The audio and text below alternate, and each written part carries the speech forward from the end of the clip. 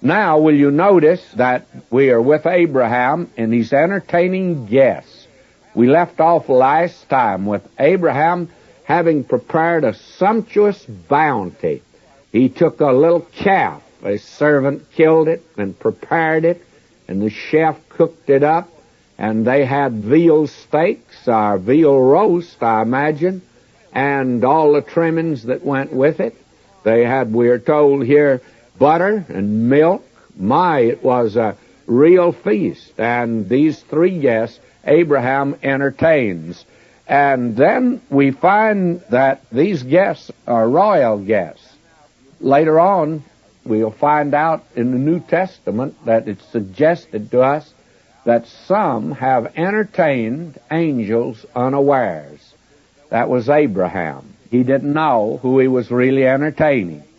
Now will you notice verse 9, and they said unto him, where is Sarah thy wife? And he said, behold, in the tent.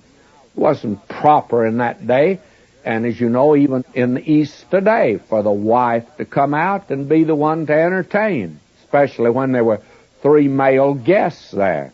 And now they ask about her. They make inquiry. And he said, I will certainly return unto thee according to the time of life, and lo, Sarah thy wife shall have a son. And Sarah heard it in the tent door which was behind him. Now, Sarah had her ear at the keyhole, I think, and she has been listening in, and they discover now, both Abraham and Sarah, that they are entertaining angels unaware. Now Abraham and Sarah were old, verse 11, and stricken in age, and it ceased to be with Sarah after the manner of women. Therefore Sarah laughed within herself, saying, after I am waxed old, shall I have pleasure, my Lord being old also? That is it possible that I'll have a son?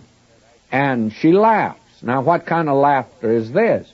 Well, I think this is the laughter. It's just too good to be true.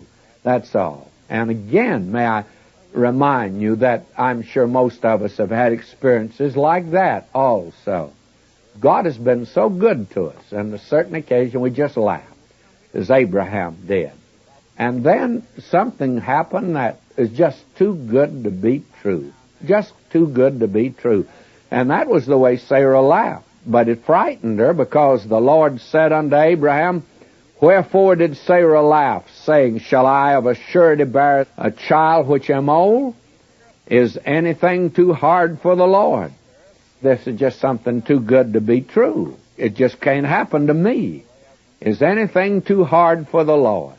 At the time appointed I'll return unto thee according to the time of life, and Sarah shall have a son. Then Sarah denied, saying, I laugh not, for she was afraid. And he said, nay, but thou didst laugh. She couldn't avoid the truth here, and she certainly is rather evasive. And now will you notice verse 16, and the man rose up from thence and looked toward Sodom, and Abraham went with them to bring them on the way. In other words, Abraham didn't have a front gate, so he walked out with them a little farther than the front gate to bid them goodbye. And as they walked out, where Abraham lived, you could look down at Sodom and Gomorrah.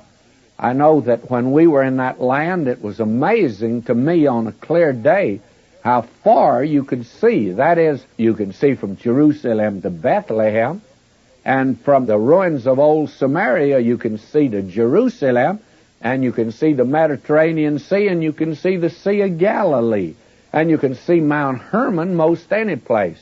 It's tremendous. Now, the thing that is taking place here, Abraham walks out a ways with these guests, and they see Sodom and Gomorrah, great resorts of that day. And it must have been a very delightful place to be, a beautiful place.